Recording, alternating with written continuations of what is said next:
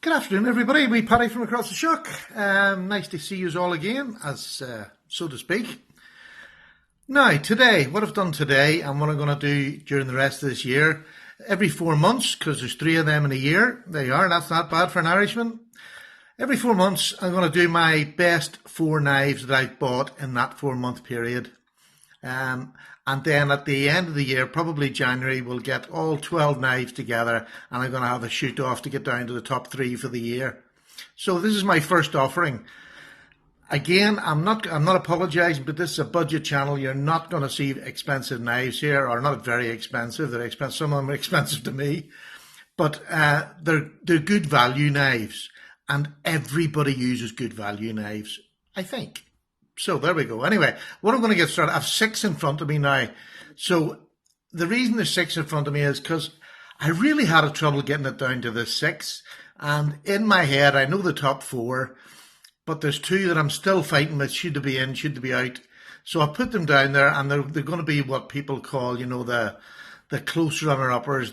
You need to say something. I feel as if I need to say something about them because they're such good value. So let's get started, folks. This is not going to be a long video. I'll just go through it pretty quickly. I'm not going through dimensions because I've got videos on all knives. 2 of them I've got upcoming conclusion videos, and they'll be out this week. But the rest I've got videos on my channel, and you've seen them all over YouTube. But I've 2 with conclusions coming this week. So let's get started. Second runner-up, and this really is a value knife of substance. This is the little San Remo 7063. It's got an axis lock. It's a tiny little, this is what I would call like a secondary EDC, but it's got one of the best axis lock systems going, and it really is. It shoots out and shoots back in. It is beautiful.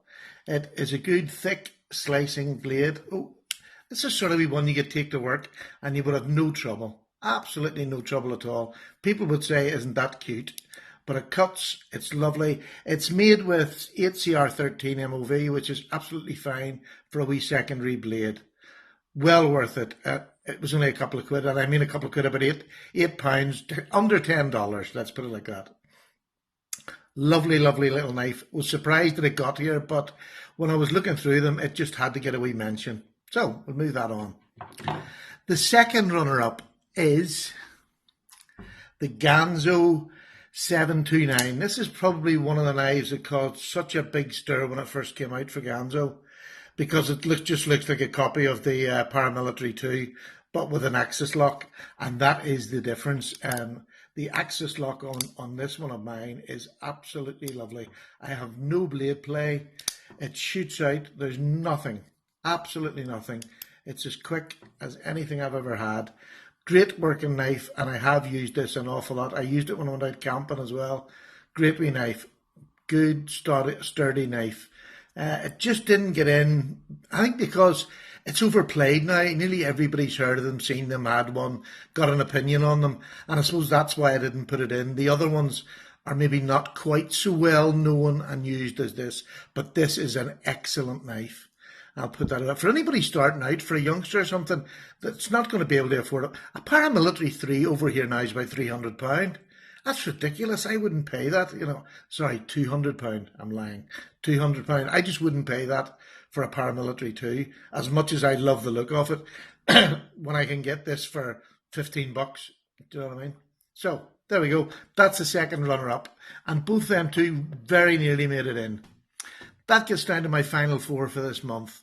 And I think they're crackers. Every single one of them I've used, I'm enjoying, and I will use for the rest of the year. I know that, because they're so good. And they're kind of in order of how good I think they are. And this bottom one, which is the little Firebird, I'm trying to think of what this one is. I've forgotten. This is the F7 V9M, the Firebird, the Gamsu Firebird. Lovely secondary EDC knife. You could, if you're just going to the office, this would be a nice one to take to the office. It's got the axis lock again, which is very free. It shoots out, or as you know, you can go easy, whatever you like. but it's a nice, small, inoffensive knife. Doesn't look, it is a bit of a murdery sort of a blade at the end, but it's only a small knife and it shouldn't frighten anybody too much. Very, very nice knife. Again, it's a 440 steel, 440C steel, which is very good. And this I thought would have been my number one when I bought it. I thought this would have been number one this year. And that just shows you how much knives have changed in this last 4 months. This is a beautiful blade. I have a final review coming up on this.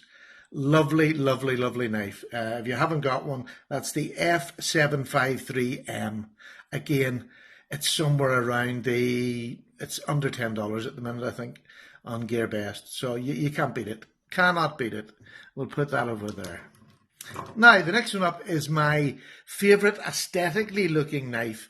And it's got here because it's a replica, not a replica because it's nowhere near. It doesn't look anything. It looks like the Benchmade very, very loosely, 940. It's much bigger, it's much deeper. The blade shape, without a shadow of a doubt, is the same. It has got the axis lock, which works brilliantly.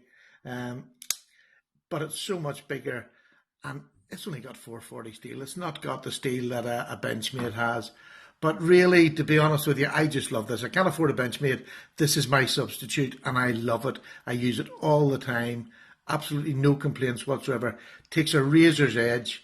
I mean, I sharpen by hand, but it does take, as you can see there, an absolute razor's edge. Love it, love it, love it, love it.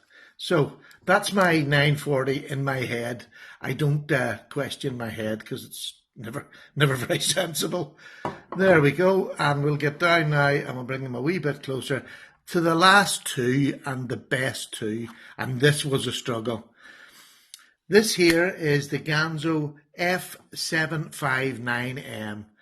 No hidden, delicate replica, except that it has a forward choil.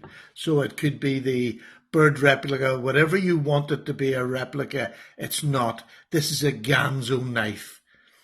It does look like them. It's made in the same fashion as them. But let me tell you, this has got 440C, which is a great budget steel. Value for money. It's well made. There's no movement in the blade. It's not as refined and soft as the Delica, but it's such a small knife. I don't need that. I'm not going to be working with this knife for hours and hours. I'm just going to be cutting a bit of tape or opening an envelope. It's an absolutely amazing knife for the money. And this at the moment is just over $8 on GearBest. By the way, I have no affiliation with GearBest. It's just that's where I've got the best prices for the knives today. It's $8 something delivered. I mean, that's just unbelievable. It really is. And if you go over to Jimmy Lash's channel, he done it was a great video, and it was about testing this knife out in his testing chamber. And I'll have to say, it surpassed even I knew it was a good knife, but it surpassed everything I thought about it. Go over to Jimmy Slash, have a look at it. It's one of the best testings you'll ever see. It really is. So there we go. That's number two, an amazing knife. The Gamze F7 V9M. Absolutely cracking. Backlock, great, solid.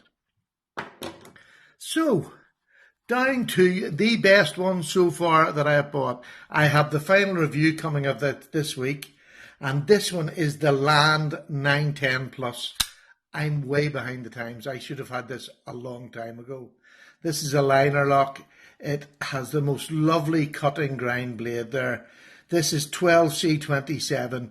Budget steel again, but it's a good budget steel. Takes a really fine, sharp edge, much like 8CR13. I think it's a bit better than 8CR13. I think it lasts a wee bit longer on the edge. But a beautiful knife. It looks similar to a Chris Reeve, but I think if you could convince yourself this is a Chris Reeve, you need help. You need help. It does look like it's that shape, but there's lots of knives that shape. It is a beautiful knife. This knife cost me, I think, just under $15, but it's on ball bearings, which are amazing. It just drops shut. It pops out, and I'm not doing a very good job with this. It literally just closes on itself. It is the most beautiful little knife that I've had. It drops shut. Beautiful. And that is the star for this 4-month period. I can't recommend it enough.